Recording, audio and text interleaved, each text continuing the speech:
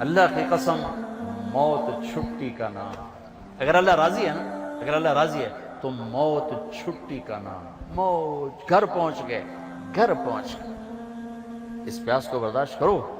اللہ کہے گا وَسَقَاهُمْ رَبُّهُمْ شَرَابًا طَهُورًا، پھر اللہ تمہیں اپنے ہاتھ سے پلائے گا، اور شراب پلائے گا. تم دنیا کی شراب چھوڑو، اللہ اپنے ہاتھ سے جنت کی شراب پلائے گا. تم دنیا میں پاک دامن بن کے رہو، اللہ جنت کی حسین ترین نیک خوبصورت لڑکیوں سے تمہارا نکاح کرے گا، جو مٹی سے نہیں بنی، مشک، عنبر، زعفران اور کافور سے بنی. مشک، عنبر، زعفران، کافور سے. اور ان کا قد اس تمہاری بلڈنگ سے بھی اونچا ہے. 130 فٹ ان کا قد ہے. 130 فٹ. اماں حوا اور ابا آدم 130 فٹ کے تھے. یہ وقت کی رفتار نے ہمیں گھسا گھسا گھسا گھسا کے یہ 5 فٹ کر دیا ہے. آگے اور چھوٹے ہو گئے. جنت کی لڑکی 130 فٹ پر ہے، تمہیں بھی اللہ 130 فٹ کر دے گا. اور لمبے بال حسن ہوتا ہے، حسن ہوتا ہے. جنت کی لڑکی کے بال کندھوں پر نہیں ہیں، شانوں پر نہیں ہیں، سر کی چوٹی سے چلتے ہیں اور پاؤں کی ایڑی کا بوسہ لیتے ہیں. 130 فٹ لمبے بال. جب وہ یوں سر ہلاتی ہے اور اپنے بالوں کو لہراتی ہے تو پوری جنت میں لاکھوں سورج چمکنے لگتے ہیں، کروڑوں ہر بال میں سے شعائیں نکلتی ہیں. جیسے یہ سٹیج کو نہیں سجاتے مختلف رنگوں سے، ایسے اس کے بالوں سے مختلف رنگ نکلتے ہیں. پوری جنت میں روشنیاں پھیل جاتی ہیں. اس کے یہ بالوں کا حسن ہے. سورج کو انگلی کا پورا دکھائے تو سورج نظر نہ آئے تو چہرہ کیسا ہوگا؟ جب انگلی ایسی ہے تو چہرہ کیسا ہوگا؟ اور جنت میں نور کی چمک اٹھے گی. جنتی ایسے دیکھیں گے، بھائی یہ نور کہاں سے آیا ہے؟ تو کہیں گے فرشتے، ایک لڑکی خامند کے سامنے مسکرائی ہے، اس کے دانتوں سے یہ نور نکلا ہے جس نے جنت کو چمکایا. یہ جو ایمان والی عورتیں بیٹھی سن رہی ہیں پریشان ہو گئی ہوں گی، اللہ ان کو جنت کی عورت سے 70,000 گنا زیادہ خوبصورت بنائے. اور ان کا مناظرہ ہوگا، مناظرہ جنت میں نا، مناظرہ ہوگا. سوکن پنا نہیں ہوگا، سوکن میں نہیں، مناظرہ ہوگا. ایمان والی عورتیں اور جنت کی عورتیں، حوریں، ایمان والی عورتیں. اب جنت والی عورتیں کہیں گی نحن الخالدات فلا نموت، ہم نے موت نہیں دیکھی، زندہ. نحن الناعمات فلا نبأس، ہم نے بڑھاپا نہیں دیکھا، جوانی. نحن الراضیات فلا نسخط، ہم نے کبھی لڑائی نہیں کی، ہمیشہ راضی. نحن المقیمات فلا نرحل، ہم نے کبھی ساتھ نہیں چھوڑا، ہمیشہ ساتھ دیا ہے. یہ چاروں باتیں دنیا کی عورت میں نہیں. جوانی بھی مستقل نہیں، بڑھاپا آتا ہے، اور موت بھی ہے، اور ناراضگی بھی ہے، اور ساتھ کا چھوڑنا بھی ہے. موت آ جاتی ہے، ساتھ چھوڑ جاتا ہے. اب اس کے جواب میں مومنات کیا کہیں گی؟ نحن المصلیات فما صلیتن، ہم نے نماز پڑھی، تم نے کوئی نہیں پڑھی. نحن الصائمات فما صمتن، ہم نے روزے رکھے، تم نے کوئی نہیں رکھے. نحن المتصدقات فما تصدقتن، ہم نے صدقہ خیرات کیا، تم نے کوئی نہیں کیا. ونحن المتوضئات فما توضأتن، ہم نے روزے رکھے، تم نے روزے کوئی نہیں رکھے. تو حضرت عائشہ فرماتی ہیں فغلبنہن، تو ایمان والی عورتیں جنت کی عورتوں پہ غالب آ جائیں. یہاں مردوں پہ غالب، وہاں حوروں پہ غالب.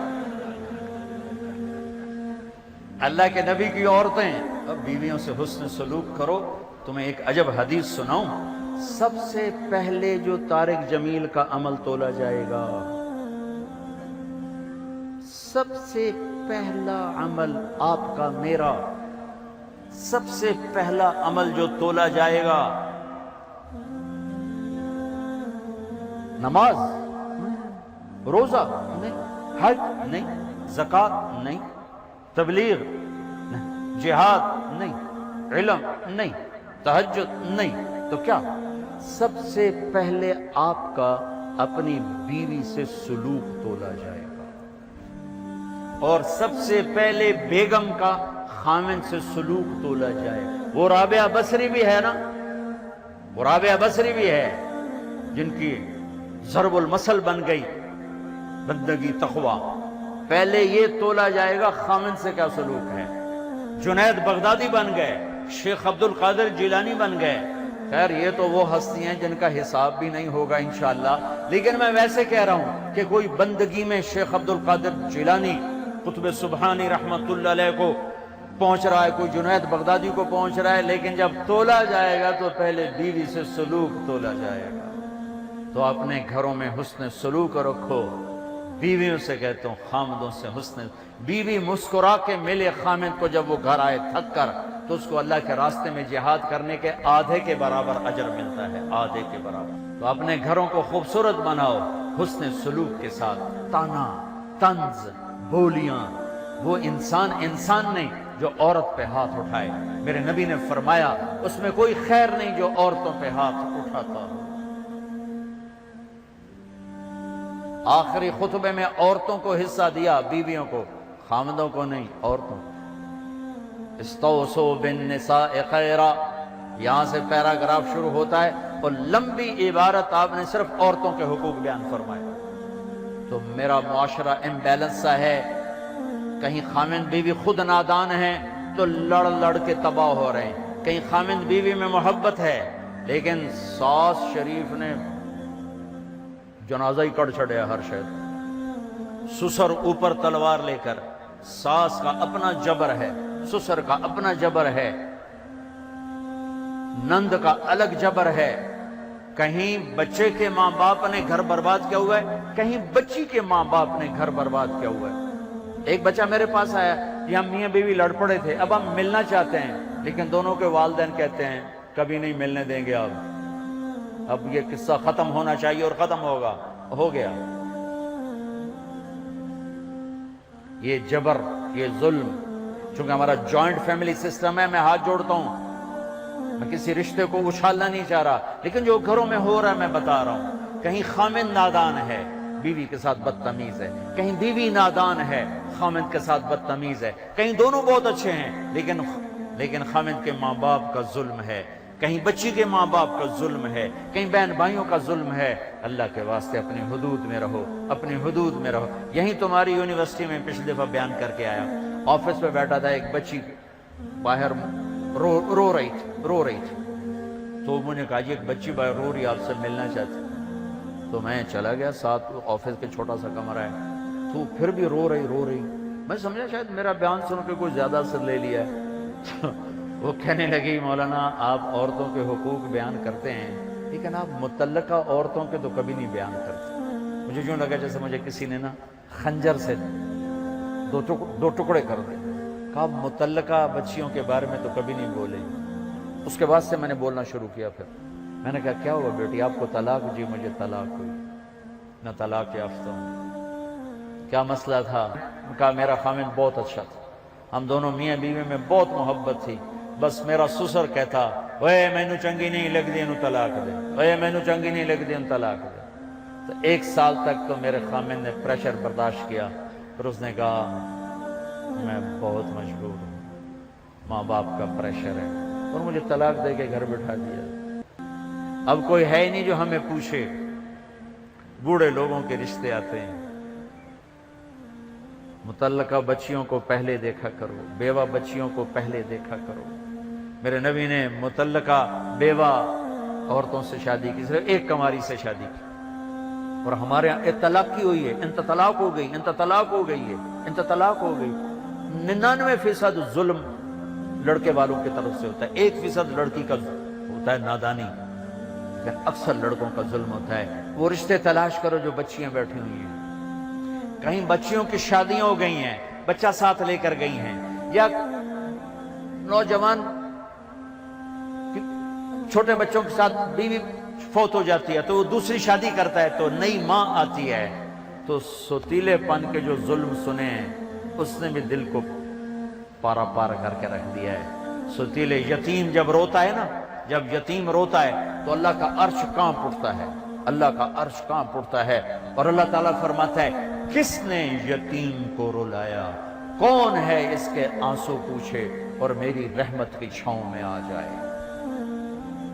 جہاں کہیں باپ سوتیلا ہے، کہیں ماں سوتیلی ہے، اللہ کا واسطہ دیتا ہوں اللہ کی رحمت کی چھاؤں میں آ جاؤ، سوتیلی اولاد سے حسن سلوک کر کے متعلقہ بچیوں کو پوچھو۔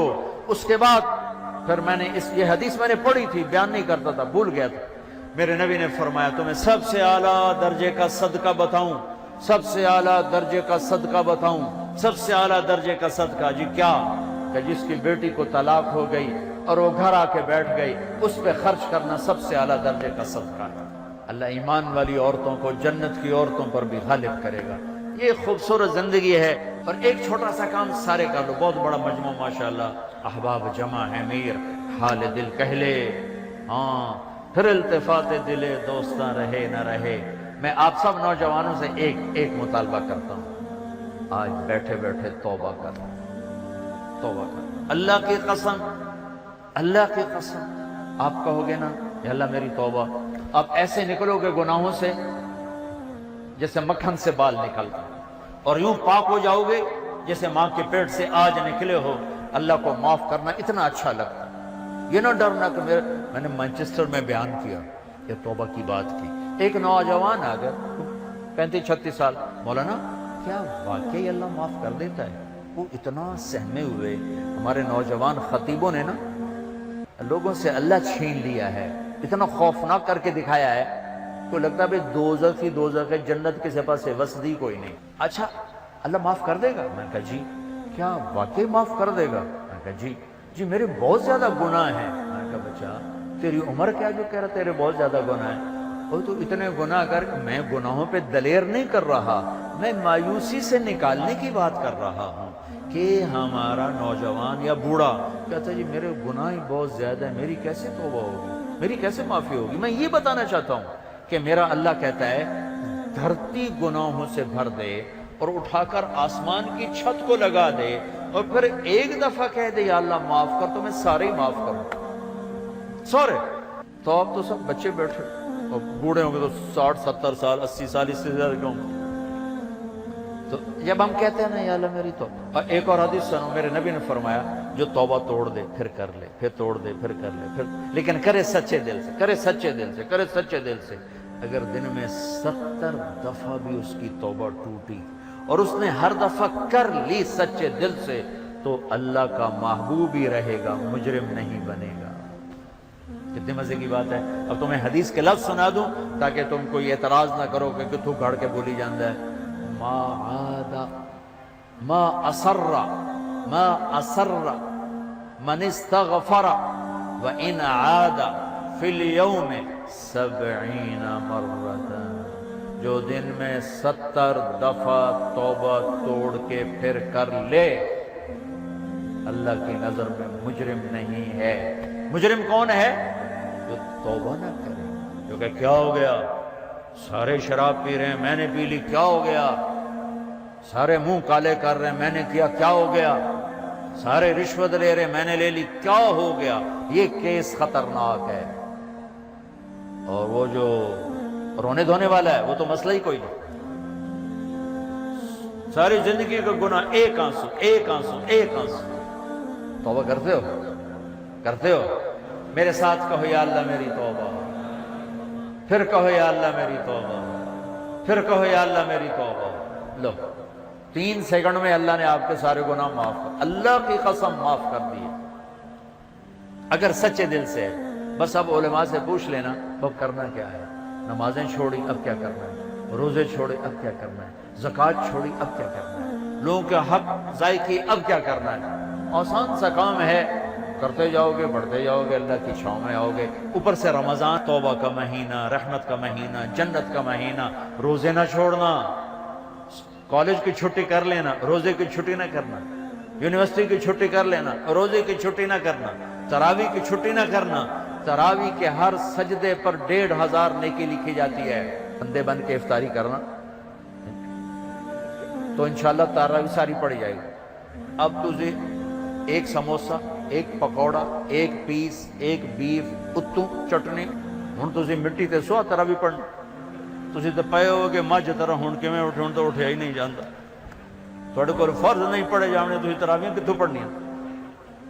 لہذا بندے بن کے افطاری کرو، ایک کھجور کھاؤ، سادہ پانی پیو، ٹھنڈا پانی نہ پینا سخت گرمی میں، افطاری ٹھنڈے پانی سے نہ کرنا، سادہ پانی سے کرو، کھجور لو، سموسے پکوڑے دہی بھلے پیس، یہ تمہارے لیے مصیبت بنیں گے افطاری کے وقت۔ افطاری ہلکی کرو، بالکل ہلکی، کھجور جو میرے نبی نے کیا، یا کوئی فروٹ کا چاٹ ہے اور اس کے ساتھ سادہ پانی، یہاں تک کہ آپ کا معدہ فنکشن میں آ جائے. مغرب کی نماز پڑھو، اب ٹھنڈا پانی پینا چاہتے ہو پی لو، کوئی مسئلہ نہیں، لیکن زیادہ ٹھنڈا نہ پیو، وہ اور مصیبت ڈالتا ہے. تراویح پڑھ کے اب کھانا کھا لو، باہیں ساری پرات کھا جاؤ تو باہیں ساری پلیٹ کھا جاؤ. تراویح پڑھی گئی، چونکہ نقصان بڑا ہے اگر تراویح چھوٹ گئی. ہر سجدے پہ 1500 نیکی، 60,000 آپ 1 گھنٹے میں کماؤ. کتنا سستا سودا ہے. اور عورتیں گھر بیٹھے آرام سے چند منٹوں میں 20 تراویح پڑھ سکتی ہیں. آپ کو قرآن سننا پڑتا ہے، ایک تراویح نہ چھوڑو، ایک روزہ نہ چھوڑو، اور انشاءاللہ العزیز سارے معاف ہو جائیں گے. تو اللہ تعالیٰ آپ کا یہ اجتماع مبارک کرے.